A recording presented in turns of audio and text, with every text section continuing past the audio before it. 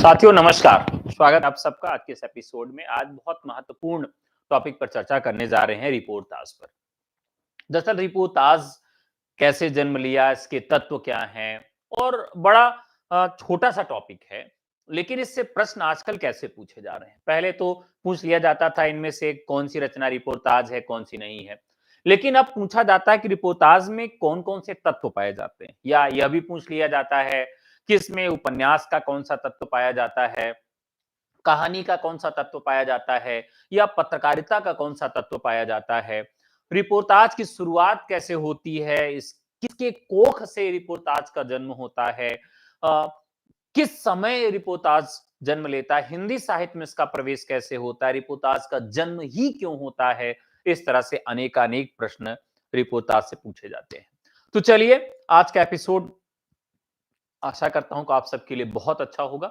आवाज जा रही होगी, वीडियो अच्छे से चल रहा होगा, आप लोग कमेंट करके फटाफट बता दीजिए और शुरू करते हैं आज का ये महत्वपूर्ण खंड।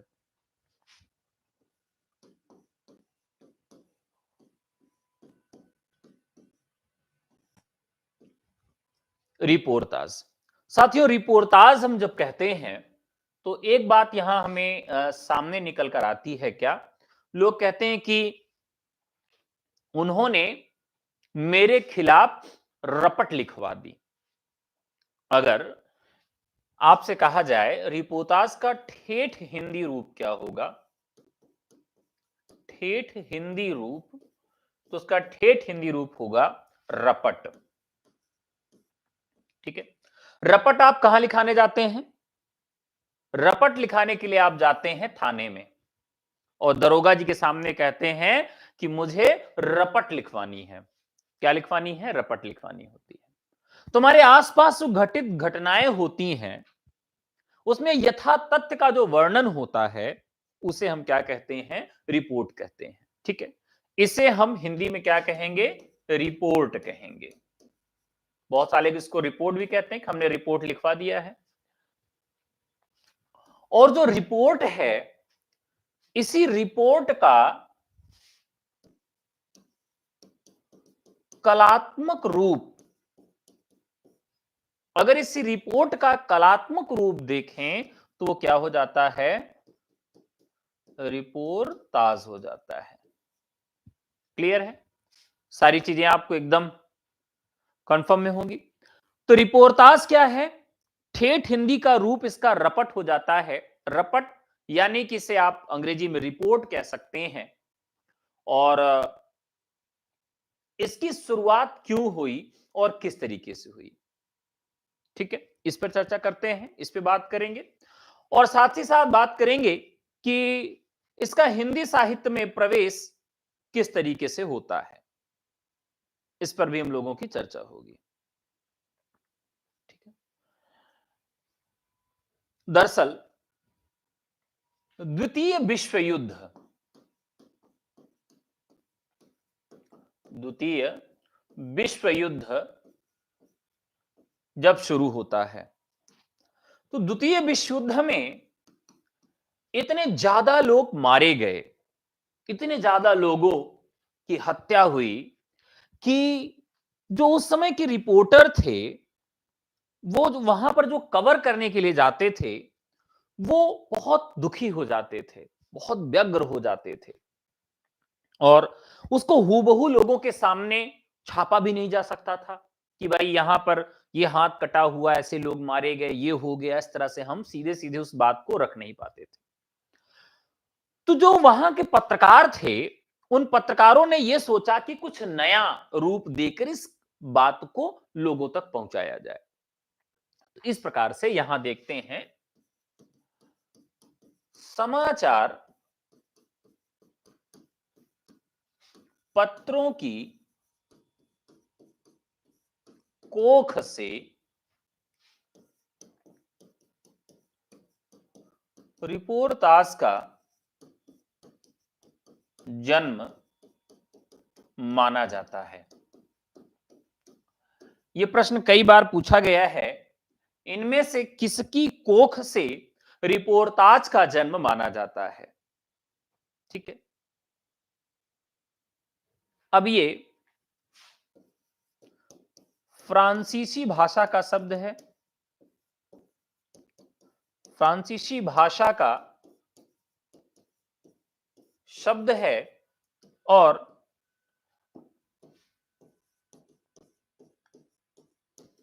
अंग्रेजी शब्द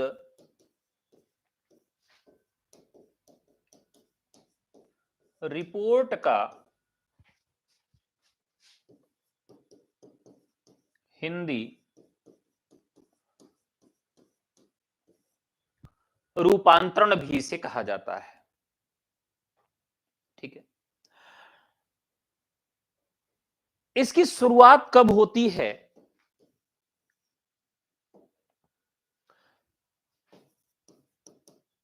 इसकी शुरुआत कब होती है? तो 1936 में अमेरिका के 1936 में अमेरिका के लेखक इलिया एहटेनबर्ग द्वारा अमेरिका के लेखक इलिया एहटेनबर्ग के द्वारा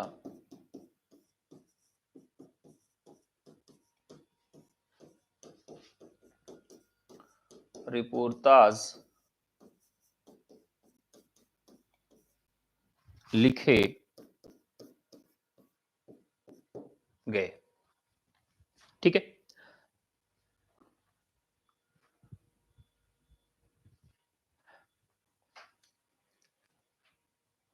तो किसके द्वारा लिखे जाते हैं?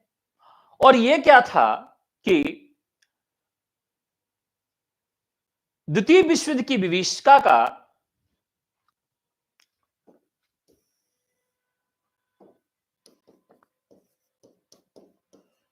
द्वितीय विश्व युद्ध की द्वितीय विश्व युद्ध की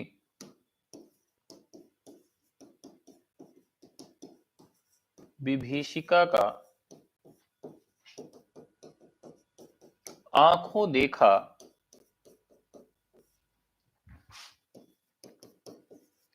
साहित्यिक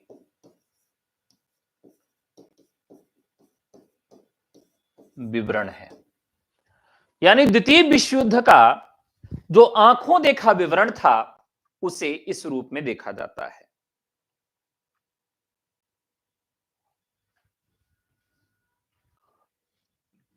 हिंदी में भारतेंदु युग से इसकी शुरुआत होती है। कई बार काल पूछ लिया जाता है किसकी शुरुआत हिंदी में किस काल से होती है, और कई बार महीना पूछ लिया जाता है कि किस महीने से होती है। तो ध्यान रखिएगा, दिसंबर 1938 और पत्रिका भी पूछ ली जाती है, रूपाभ पत्रिका से इसकी शुरुआत होती है। फिर इसके बाद एक चरण और इसमें बनता है कि ये तो हो गया किससे होता है, तो शिवदान सिंह चौहान के लक्ष्मीपुरा को प्रथम ऋतुतार्ज माना जाता है। ठीक है, तो ये तथ्य इतने हो गए, सारे तथ्य बहुत महत्वपूर्ण है। हिंदी में भारतेंदु युग से इसकी शुरुआत होती है, दिसंबर 1938 रूपाभ पत्रिका से, और प्रथम शिवदान सिंह चौहान का लक्ष्मीपुरा। ये एकदम आपको क्लियर हो गया होगा। ठीक है, अब यहां पर इसके तत्वों पर भी बात करेंगे और इसकी परिभाषाओं पर भी बात करेंगे कि किसने इसके विषय में क्या परिभाषा दी है। ठीक है।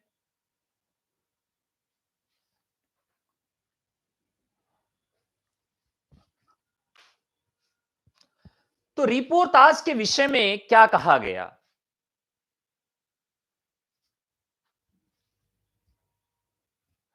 तो लिख लेते हैं, बहुत ही महत्वपूर्ण तथ्यों की ओर आपको हम ले चलेंगे।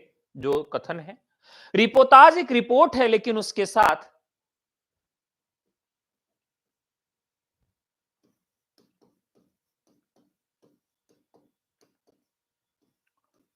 रिपोर्ताज एक रिपोर्ट है, लेकिन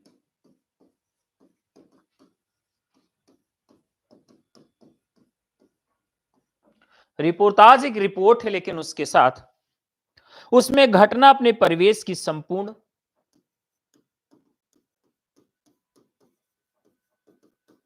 उसमें घटना अपने परिवेश की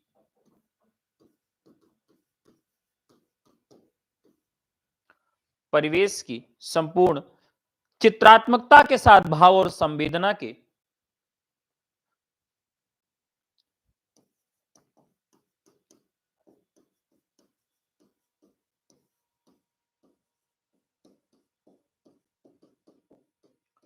चित्रात्मकता के साथ भाव और संवेदना के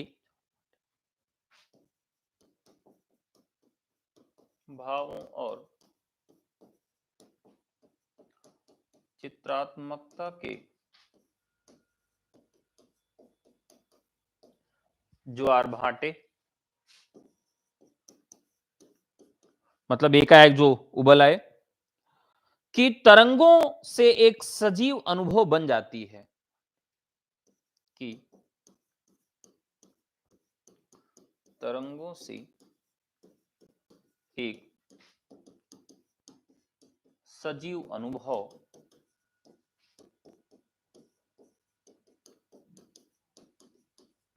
बन जाती है। ठीक है।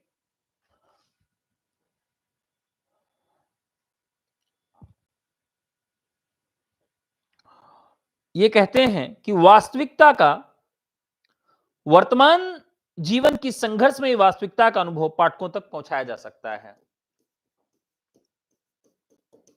वर्तमान जीवन की जो भी संघर्षमयी वास्तविकता का पाठ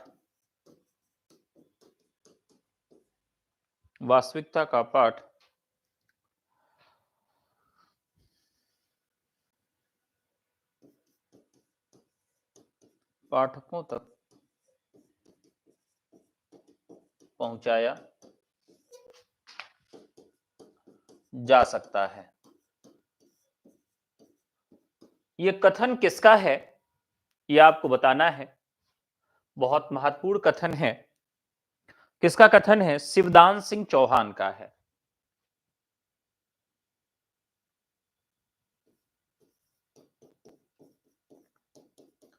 शिवदान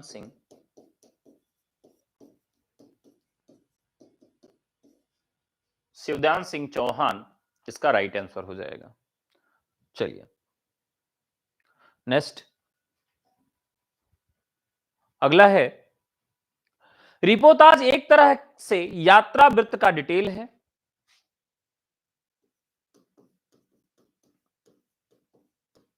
रिपोर्ताज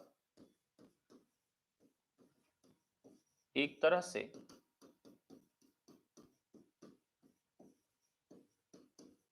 यात्रा वृत्तांत का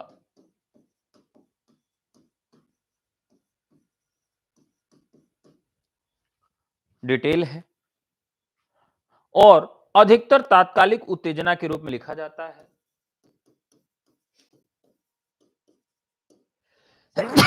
और अधिकतर तात्कालिक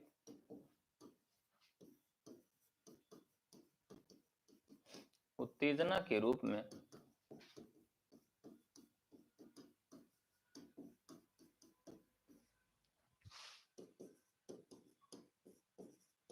लिखा जाता है। किसका कथन है? बहुत महत्वपूर्ण कथन है।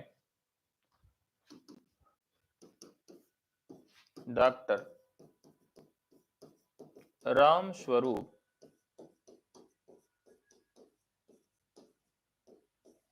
चतुर्वेदी का। ठीक है, बहुत महत्वपूर्ण कथन है।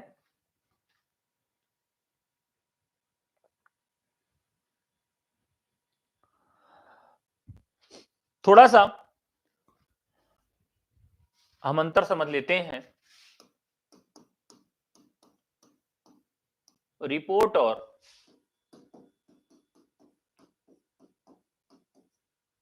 रिपोर्टाज में क्या अंतर होता है। दो तीन अंतर लिख लेते हैं। इसका जो संबंध है, संबंध इसका संबंध पत्रकारिता से है और ये साहित्यिक विधा है। साहित्यिक विधा में क्या है? ये कथेतर साहित्य है। पूछा जा सकता है कि इनमें से कौन कथेतर साहित्य है। इस तरह का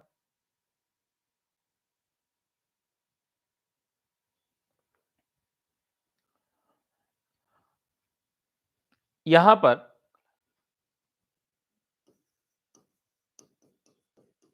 कलात्मक अभिव्यक्ति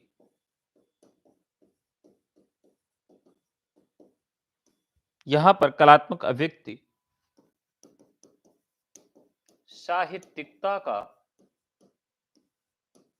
अभाव होता है और यहां पर ये कलात्मक और साहित्यिक होती है। ठीक है, तो यही मुख्य अंतर हो जाता है। यहां पर यह सबसे बड़ा अंतर इसमें देखने के लिए मिलता है।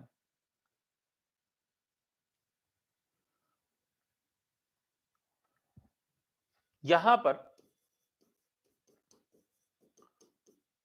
घटनाओं का विवरण होता है, यहां पर घटनाओं का विवरण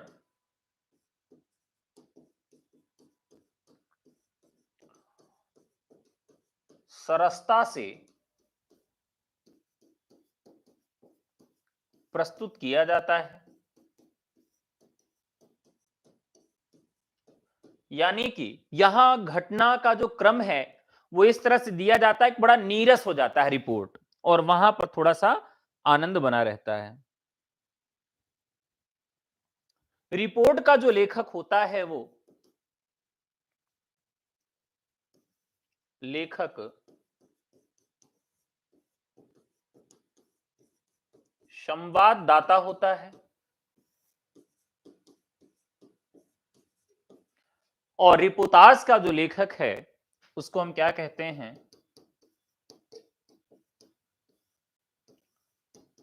साहित्यकार जो है लेखक होता है। तो रिपोर्ट के गर्भ से हीस का जन्म हुआ है, लेकिन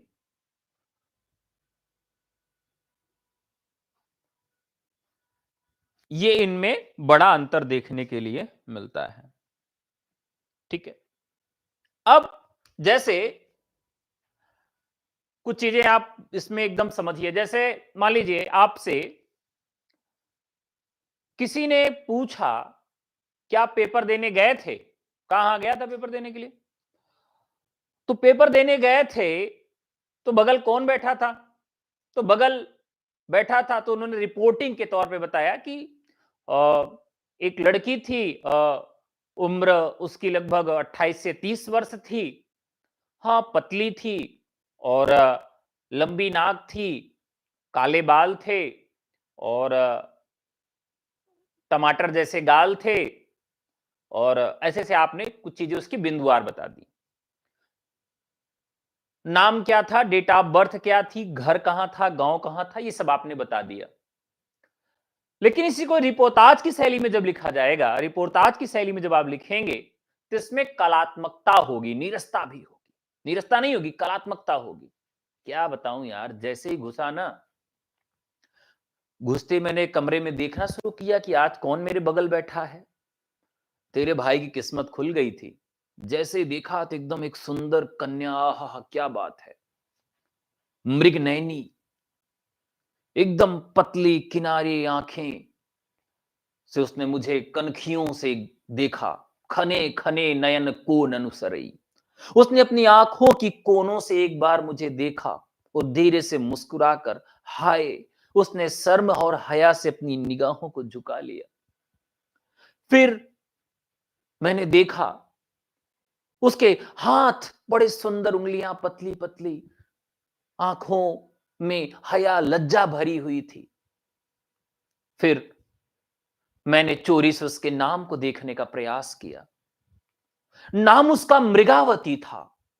उसके नाम में मैं खो गया, आह्लादित हो गया। फिर उसने प्रेम से मुझे पूछा, मुझसे नजरें झुकाकर उसने पूछा कि क्या आप भी यूपी से हैं? उसकी लज्जा और हया पे मैं फिदा हो चुका था। उसकी लंबी नाकें, कलछुल जैसी लंबी नाकें मतलब एक ही नाक थी, नाक मुझे ऐसा लग रहा था जैसे कोई तोता अनार के दाने चुगने के लिए उनको अपनी तरफ खींच रहा है। वैसे वो मेरे हृदय को अपनी ओर आकर्षित कर रही थी। अब कहने का मतलब यह है कि एक जगह वहां पर क्या है कि डिटेलिंग को महत्व दिया जा रहा है और एक जगह क्या है कि कल्पना की प्रवणता है। तो यहां कल्पना की प्रवणता के साथ में गिद्ध के जैसे नहीं थे भाई। एक रचना है आदिकाल में, जब मैं उसको पढ़ाता हूं तो बताता हूं कि प्रज्ञा तिलक कच्छुलिरास, ये रचना आपको मैंने कई बार बताया है। तो जब मैं इसको पढ़ता था तो भूल जाता था। कल तो मैंने याद किया कि जो प्रज्ञा की नाक है वो कलछुल के जैसे है, कच्छुल रास, कलछुल के जैसे। कलछुल ये तब अलग अलग नामों से इसको पुकारा जाता है, कोई पौनी कहता है, कुछ कहता है। तो मैंने याद किया कि प्रज्ञा की जो नाक है वो कलछुल के जैसे है। प्रज्ञा तिलक कच्छुल रास, बहुत आसानी से याद हो गया। तो ऐसी ट्रिक जो होती है बहुत अच्छे से याद हो जाती है। तो ये आपने देख लिया कि इसका ये मामला है। ठीक है।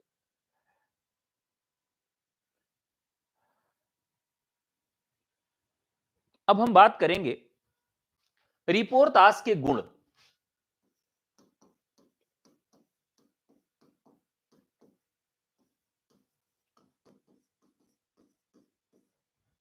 रिपोर्तास के गुण क्या होते हैं?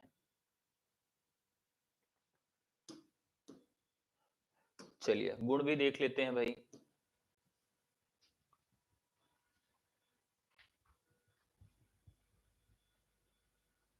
कोई बात नहीं है, मजाक हम भी कर रहे हैं, हम भी सीरियस थोड़ी हैं। चलिए, तो रिपोर्ताज के जो गुण हैं इसमें आंखों देखी,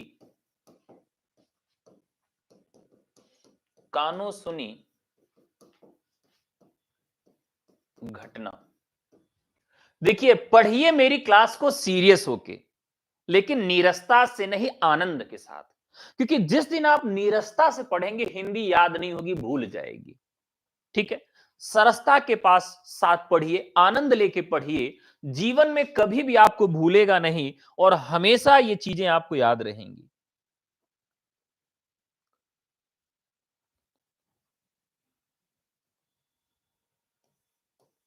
दूसरा,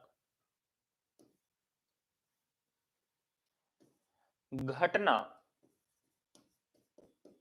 घटना के यथार्थ वर्णन के साथ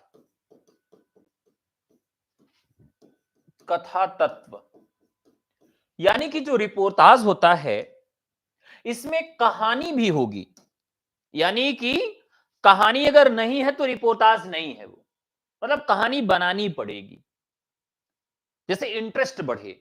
फिर क्या हुआ यार, जो लड़की मिली थी फिर क्या हुआ, फिर क्या हुआ, तुम्हारे भाई ने ऐसा परिचय दिया ना कि वो दीवानी हो गई 2 मिनट में।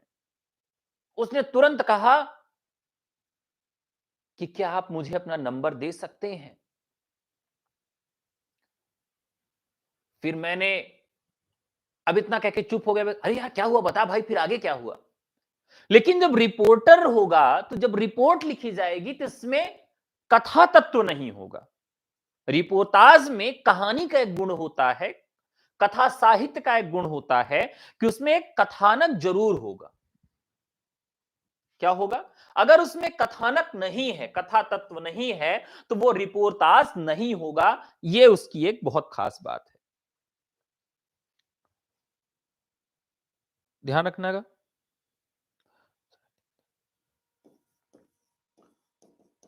साहित्यिकता उसका सबसे बड़ा गुण है।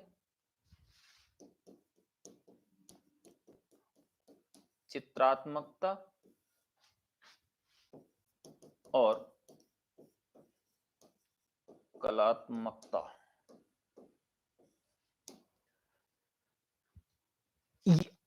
इसमें एक ऐसा शब्द चित्र आपके सामने बनाया जाएगा, ऐसा शब्द चित्र बनाया जाएगा कि एकदम से आप उसका स्वरूप दे सकते हैं।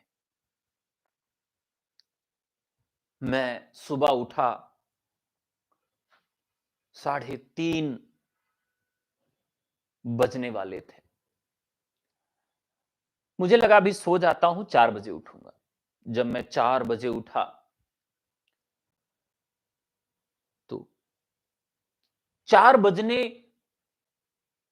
4 बजते हुए देखकर मुझे लगा कि जैसे एक लंगड़ा अपना पैर सीधा करने का प्रयास कर रहा है। अब सोचिए जरा, जैसे 4 जब बजेगा, इस तरह से घड़ी में बजाइए 4, ठीक है, यहां लगभग 4 होता है ये, और यहां एक सुई होगी और ये।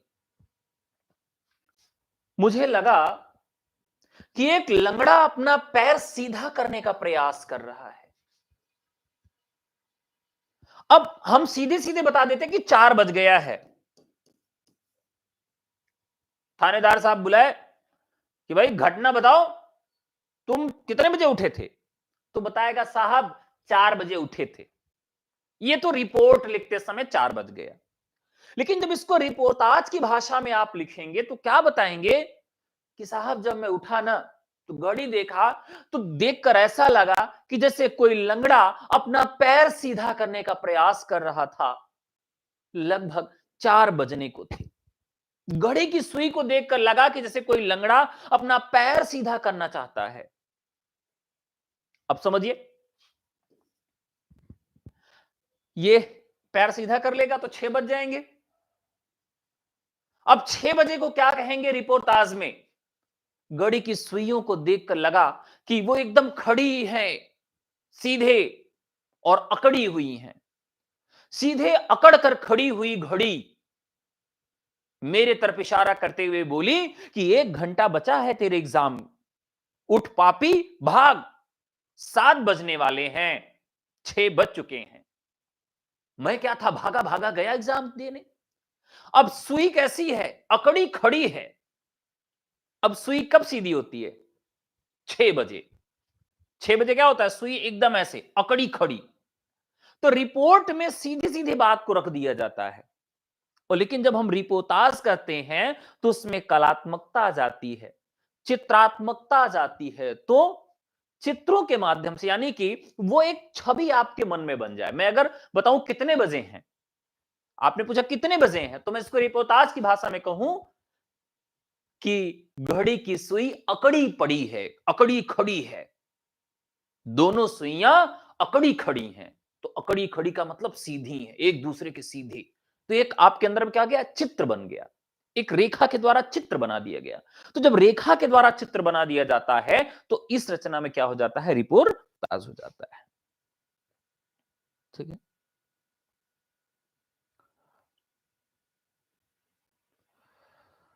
यहां पर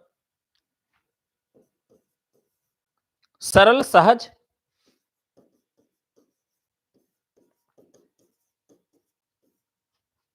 विषयानुकूल विषयानुकूल प्रभावशाली शैली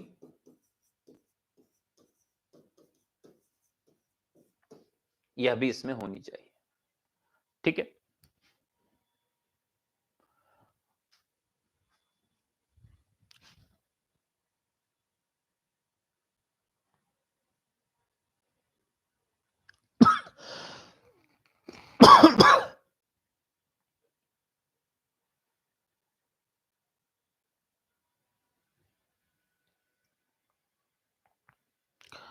ठीक है। तो रिपोर्टाज हो गया। रिपोर्टाज को बहुत ज्यादा स्वीकार नहीं किया गया, मतलब रिपोर्टाज को डिनाई ज्यादा किया गया, साहित्यिक विधा के रूप में इसे मान्यता नहीं मिल पाई।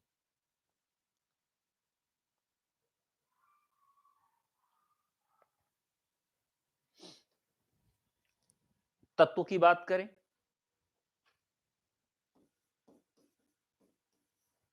रिपोर्टाज के तत्व क्या क्या हैं? बहुमुखी कथ्य,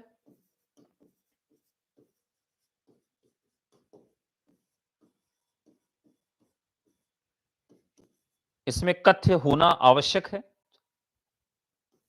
कथ्य होगा तो चरित्र भी होगा, और चरित्र होगा तो इसमें संवाद भी होंगे, चरित्र आपस में बातचीत भी करेंगे, और संवाद होगा तो रचना की प्रामाणिकता होगी।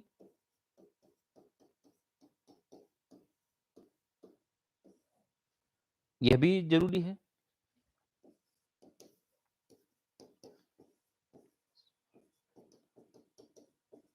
विश्वसनीयता भी होगी,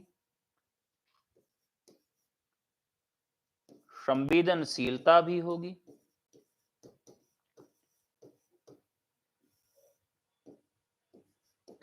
कलात्मकता भी होगी। तो रिपोर्टाज में झूठ नहीं लिख सकते।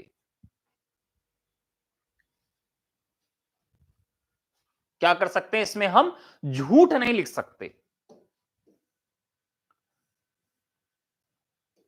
हम किसी भी चीज को मजाक में नहीं उड़ा सकते, संवेदनशील ढंग से, सरल ढंग से। अब इसमें कोई किसी पुरुष का, हम लोगों के यहां शादी देखने जब जाते हैं तो बहुत ही सज्जनता के साथ लड़के का रिपोर्टाज किया जाता है। मैं बहुत ही लौकिक उदाहरण देता हूं जो आपके आंखों के सामने घटित होते हैं। तो मान लीजिए आप लोगों का विवाह देखा गया होगा, जिसकी शादी हो गई, लड़के होंगे लड़की होंगी, तो कैसे बताया जाता है? मान लीजिए लड़का अगर गोरा है तो रिपोर्ट में क्या लिखा जाएगा? अगर रिपोर्ट देनी है तो कहेंगे लड़का गोरा है। लेकिन लड़का अगर कहेंगे रिपोर्टाज की भाषा में तो क्या कहेंगे? भैया लड़का एकदम ना दूध की तरह सफेद है, और ऐसे छू लीजिए तो ऐसे रक्त निकल जाए, इतना गोरा है। अब मान लीजिए लड़का अगर लड़का अगर देखने में कैसा सांवला है, सांवला है, तो उसे सांवला नहीं कहेंगे, कहेंगे भैया गेहुआ, एकदम गेहुआ कलर है, गेहुआ कलर, गेहुआ रंग का है, सांवला नहीं कहा जाएगा। और लड़का अगर देखने में काला है तब क्या कहा जाए? अरे एकदम श्याम वर्ण है। क्या है? श्याम वर्ण है और एकदम भगवान का रूप है और मतलब बहुत अच्छा है। अब सीधी-सीधी बात नहीं कही जाती है। लड़की को कैसे रूप में दिखाया जाता है? अरे भैया एकदम मतलब मुंह से बोलती नहीं है, बहुत सीधी है, एकदम गऊ। हद है। अरे गऊ का मतलब क्या करना है भाई? गऊ जो ढूंढ रहे हो, कुछ बोलती नहीं है। कोई भी विवाह करने जाता है तो लड़की में सबसे पहला गुण उसको ढूंढने के लिए मिलता है कि वो गऊ होनी चाहिए और बोलती ना हो। पता नहीं क्या दिक्कत है बोलने से। बहरहाल, तो कहने का तात्पर्य यह है, जो हम रिपोर्टाज की बात कर रहे हैं, कि उसमें कलात्मकता होगी, बात को कलात्मक ढंग से कहना, संवेदनशीलता होगी, और जो भी बात आप कह रहे हो उसमें विश्वसनीयता होनी चाहिए। विश्वास मतलब ऐसा नहीं कि एकदम फेंक रहे हो, झूठ बोल रहे हो। विश्वसनीयता होनी चाहिए रिपोर्टाज में। एक रिपोर्टाज आपको बता रहा हूं, मुझे जवाब दीजिएगा, सही है रिपोर्टाज है कि नहीं है वो। दरअसल माघ मेले में एक बार भगदड़ मच गई। तो एक पति और पत्नी साथ में थे और बिछड़ जाते हैं। तो खोया पाया केंद्र जो था माघ मेले का, महाकुंभ का, उसमें जाके पुकारते हैं, पुकारने के लिए कहती है महिला कि हमारे पति को खोज दीजिए। तो पति को खोजने के लिए पूछते हैं कि भाई नाम बताओ। तो कहती है कि जो है मैं पति का नाम नहीं लूंगी। तो कहा नाम नहीं लूंगी तो अच्छा ये बताओ कि कैसे देखने में लगते थे। तो उसने कहा कि अरे बहुत सुंदर थे, एकदम चौड़ी छाती, गुंगराले बाल, हट्टे कट्टे, 6 फुटा, हाँ, एकदम गबरू जबान। तो उनकी सहेली खड़ी थी, कहीं पगला गई हो, नाटा खोटा कलूटा था तुम्हारा पति, मैं जानती नहीं हूं का दीदी, हाँ? बता रही हो ऐसा। कहीं यार ये मेले वाले हैं ना, माघ मेले वाले पुलिस वाले हैं, ये खोजेंगे तो अच्छा खोजेंगे ना हमारे लिए, ट्राई करके देख लेते हैं। अब यहां पर विश्वसनीयता नहीं है, मतलब झूठ बोला जा रहा है। झूठ नहीं बोल सकते रिपोर्टाज में आप, उसकी एक ऑथेंटिसिटी होती है। भले वो साहित्यिक रूप में लिखा जाता है, भले उसमें कलात्मकता होती है, उसमें रचना की प्रामाणिकता होनी चाहिए, उसमें संवाद होने चाहिए, उसमें चरित्र होना चाहिए, बहुमुखी कथ्य होना चाहिए, ये सारी चीजें होनी चाहिए। लेकिन उसमें आप झूठ नहीं बोल सकते हैं। यानी कि इसका एक बहुत बड़ा गुण है, कहानी जब हम अंतर करते हैं तो कहानी में विश्वसनीयता नहीं होती है। कहानी में कल्पना और झूठ हो सकता है सम्मिलित, लेकिन इसका एक बड़ा गुण है कि इसमें विश्वसनीयता जो है वह इसका अनिवार्य अंग है। ठीक है, तो ये आप याद रखिएगा।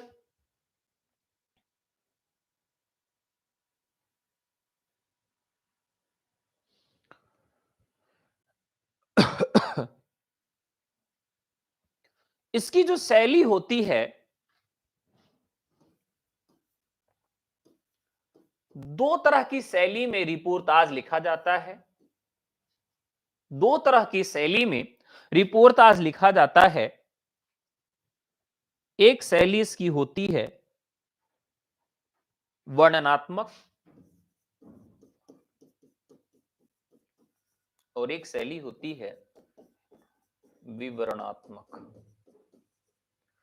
मुख्यतः दो प्रकार की शैलियों का प्रयोग इसमें किया जाता है। ठीक है,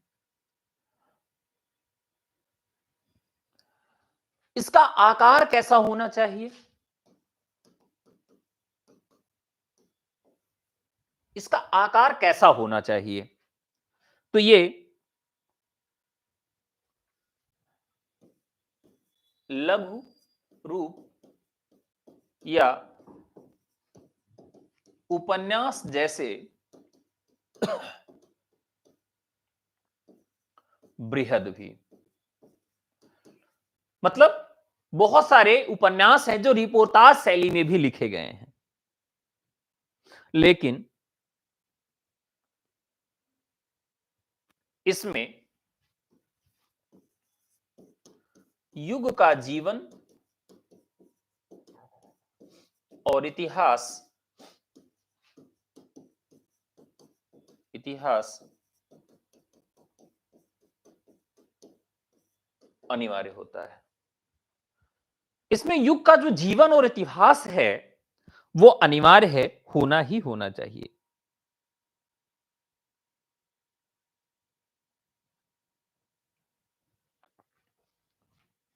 एक महत्वपूर्ण बात,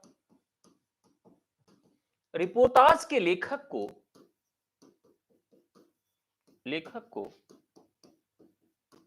पत्रकार एवं कलाकार दोनों की भूमिका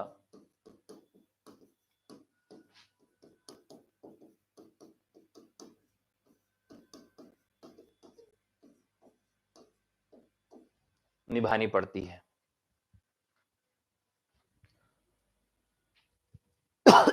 रिपोर्टाज के लेखक को पत्रकार एवं कलाकार दोनों की भूमिका निभानी पड़ती है।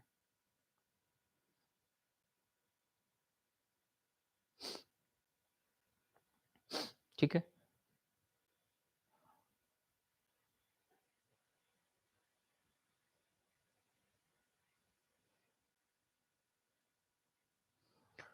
अब रिपोर्टाज किन किन घटनाओं को ध्यान में रख के लिखे जाते हैं?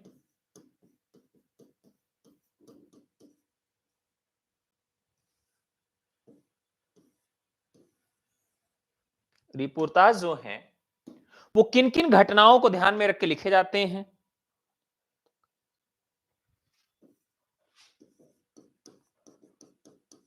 रोमांचकारी,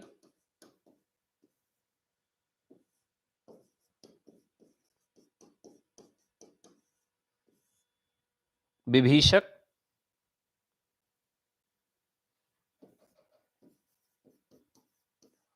आतंककारी,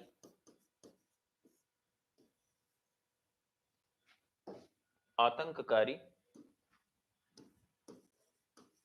घटना। घटना किस तरह से हो सकती है? रोमांचकारी होनी चाहिए, विभीषक होनी चाहिए और आतंककारी घटना होनी चाहिए। मुख्यतः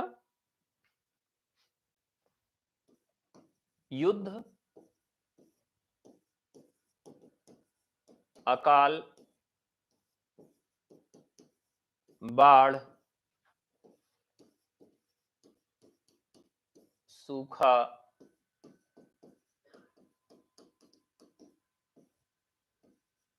महामारी और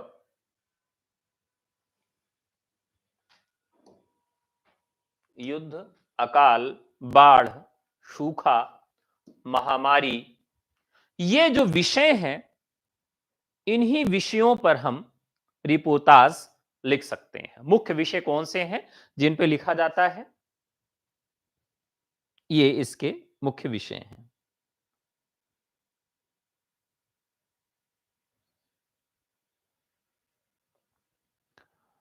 अब बात कर लेते हैं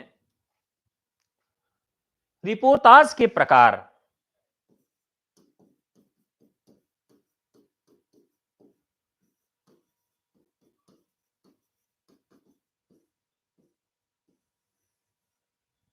रिपोर्टाज के प्रकार, रिपोर्टाज के प्रकार जो हैं,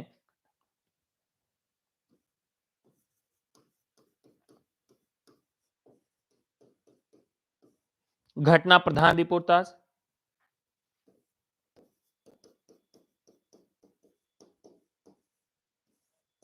सामाजिक रिपोर्टाज, सांस्कृतिक रिपोर्टाज,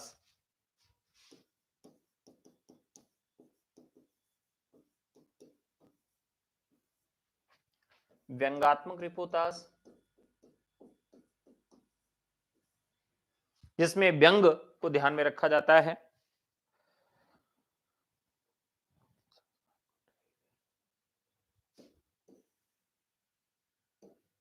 संस्मरणात्मक,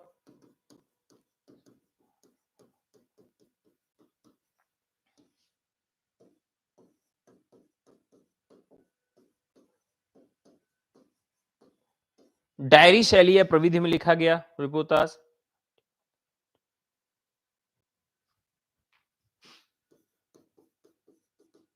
राष्ट्रीय,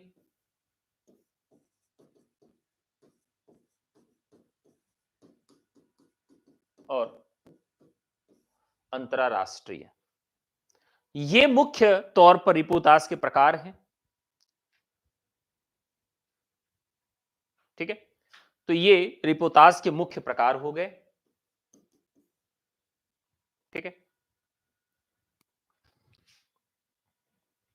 जैसे घटना प्रधान रिपोर्टाज की बात करें तो रांगे राघव का बंगाल के दुर्भिक्ष और महामारी पर तूफानों के बीच घटना प्रधान रिपोर्टाज है। इसमें आंखों देखी घटनाओं, भूखा, नरकंकाल, पूंजीपतियों, व्यापारियों, मुनाफाखोरियों, इन सब का वर्णन किया गया है। तो यहां हम लिख देते हैं जो महत्वपूर्ण अकाल है उसको आप लिख लेंगे। जो सामाजिक सॉरी घटना प्रधान पहले हम लोगों ने लिखा था,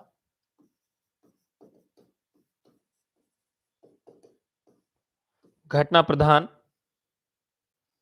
इसमें तूफानों के बीच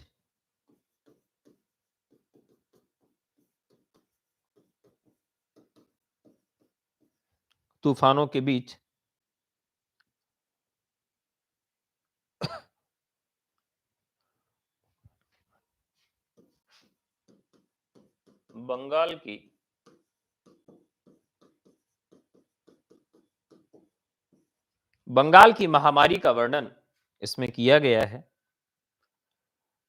बंगाल का अकाल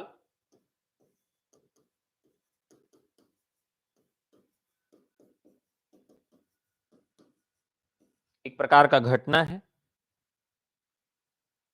बंगाल का अकाल प्रकाश चंद्रगुप्त का,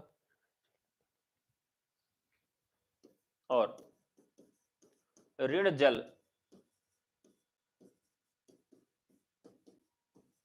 धन जल, ये आप सबका होमवर्क है कि आप यहां लिख लेंगे कि ये किसका है। तूफानों के बीच में किसकी रचना है, बंगाल का अकाल किसकी रचना है, और ऋण जल धन जल किसकी रचना है, लिख लेंगे।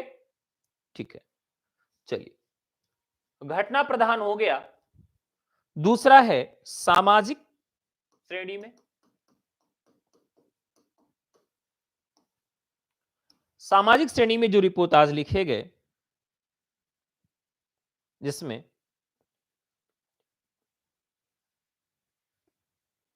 मुन्नी की पढ़ाई, भिखारी का आगमन, मुन्नी की पढ़ाई,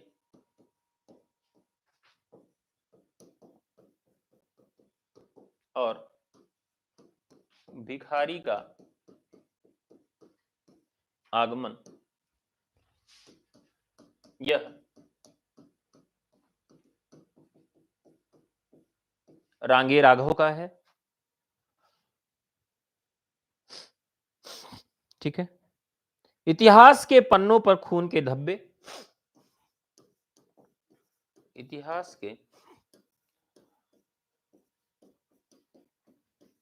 पन्नों पर खून के धब्बे किसका है, भगवत शरण उपाध्याय का है। गरीब और अमीर,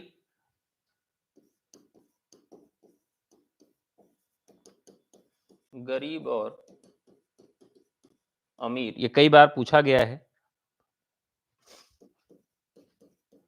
राम नारायण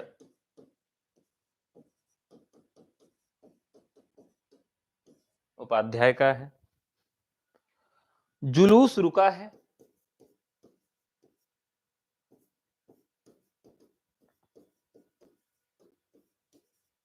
ये है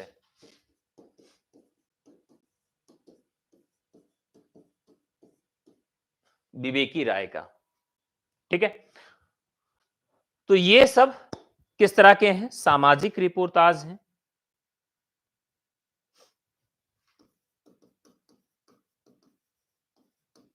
सांस्कृतिक रिपोर्टाज, क्योंकि अब जो प्रश्न पूछे जा रहे हैं वो कैटेगराइज करके पूछे जाते हैं, तो कैटेगरी के आधार पर भी हम रिपोर्टाज याद रखेंगे, लिखेंगे। इसमें क्या होता है? मेले, समारोह, अभिनंदन, इस तरह के लिखे जाते हैं।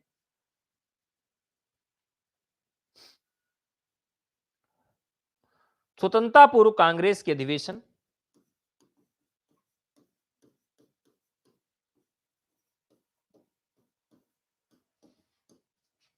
स्वतंत्रता पूर्व कांग्रेस के अधिवेशन, यानी कि जो इस तरह के सांस्कृतिक कार्यक्रम होते हैं उस पे लिखे जाते हैं।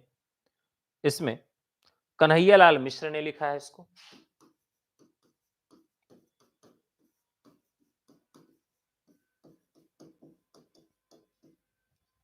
कन्हैयालाल मिश्र ने इसको लिखा है।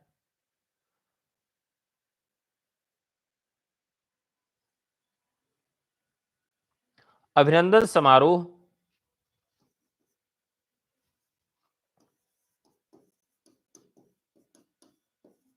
अभिनंदन समारोह, और ये किसका है? माखनलाल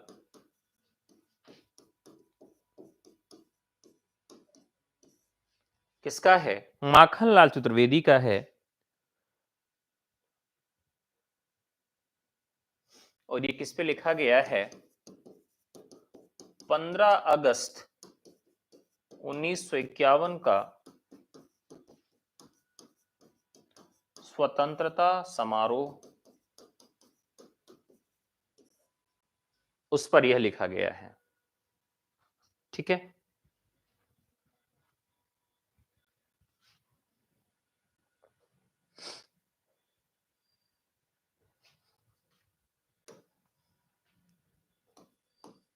व्यंग्यात्मक, बाढ़, बाढ़, बाढ़,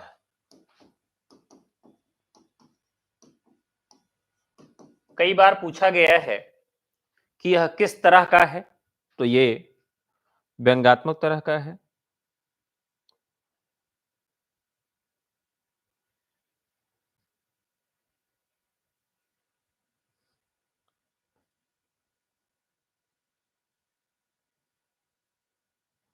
डायरी शैली,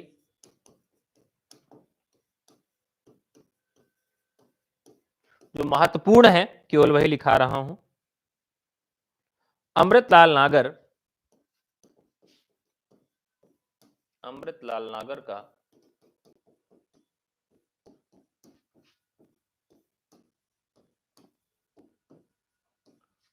गदर के फूल मोस्ट इंपॉर्टेंट है।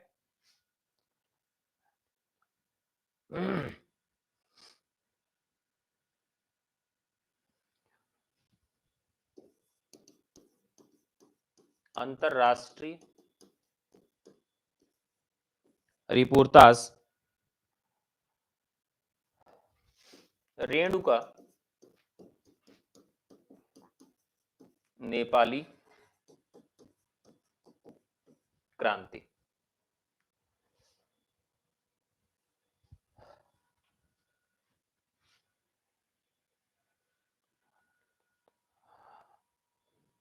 धर्मवीर भारती की युद्ध यात्रा,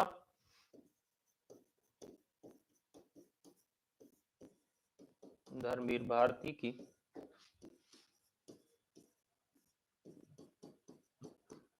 धर्मवीर भारती की युद्ध यात्रा। निर्मल वर्मा,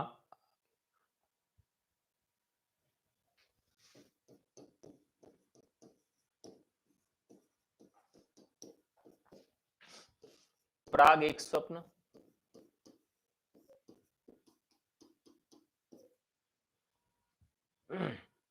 ये अंतरराष्ट्रीय हो गए।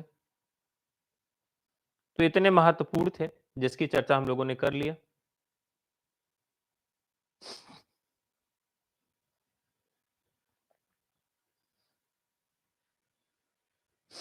ठीक है, तो ये रिपोर्टाज है और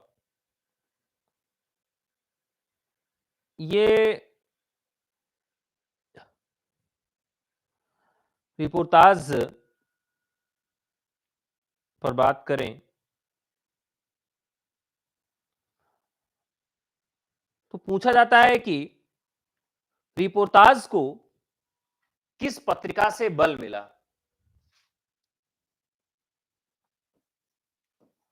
तो धर्मयुग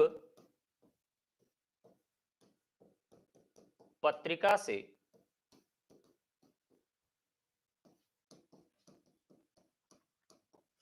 रिपोर्टाज को बल मिलता है।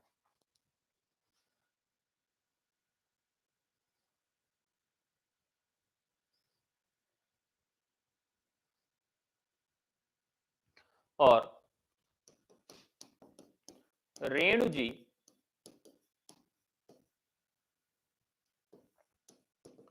इस विधा को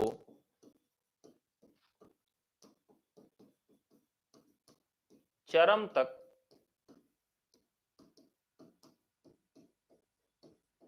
ले जाते हैं। रेणु जी इस विधा को चरम तक ले जाते हैं।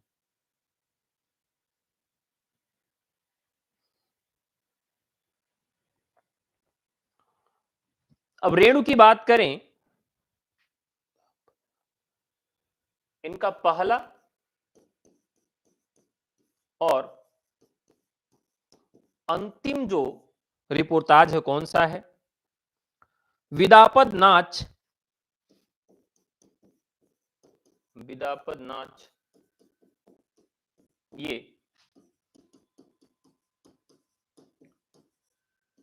साप्ताहिक विश्वामित्र में आता है पहली बार 1945 में।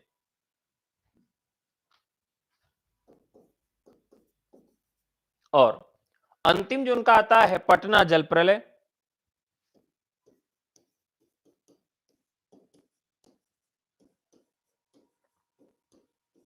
वो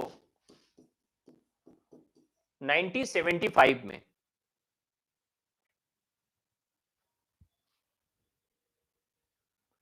तो ये जो है रेणु को इस केंद्र में रखा जाता है। सबसे ज्यादा और बढ़िया रिपोर्टाज इन्होंने लिखे हैं।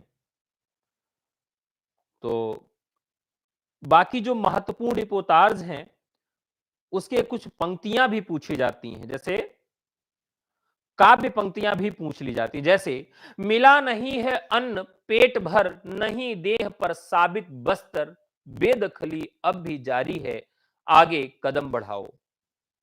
इसी तरीके से ऊर्ध्वे गगने बाजे बादल, निम्न उतला धरणी तल, अरुण प्रातेर तरुण दल, चल रे चल रे चल। इस तरह से काव्य पंक्तियां भी कई रखी गई हैं इनमें साहित्यिकता प्रदान करने के लिए। तो ये सब भी रिपोर्टाज के अंतर्गत आता है। अब बात करें कि रिपोर्टाज जो है इसको लोग महत्व नहीं देते हैं। इसको बहुत सारे लोगों ने महत्व नहीं दिया है। और तो देखते हैं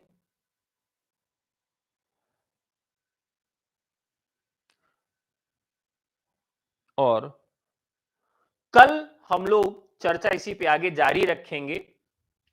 रिपोर्टाज का जो पूरा इतिहास है, महत्वपूर्ण जो रिपोर्टाज हैं और उनका विषय क्या है, ये सब कुछ कल हम लोग नेक्स्ट क्लास में देखेंगे। ठीक है, और 8 बजे हम लोग प्रैक्टिस करेंगे। आप सब जानते ही हैं, तो सभी लोग रात को 8 बजे टीजीटी पीजीटी एकेडमी पर लाइव रहिए और वहां पर इसकी शुरुआत करते हैं। अगर आप किसी भी कोर्स में प्रवेश लेना चाहते हैं तो व्हाट्सएप करके ले सकते हैं। 9628959237 हमारा व्हाट्सएप नंबर है, कॉलिंग नंबर भी है। ठीक है, आज की कक्षा आप सबको कैसी लगी जरूर बताइएगा, और अच्छी लगी हो तो लाइक करिएगा, शेयर करिएगा और चैनल पे पहले आए हैं तो सब्सक्राइब भी कर लीजिएगा। ठीक है, तो आज के लिए इतना ही। बहुत बहुत धन्यवाद। नमस्कार, जय हिंद, शुभ रात्रि।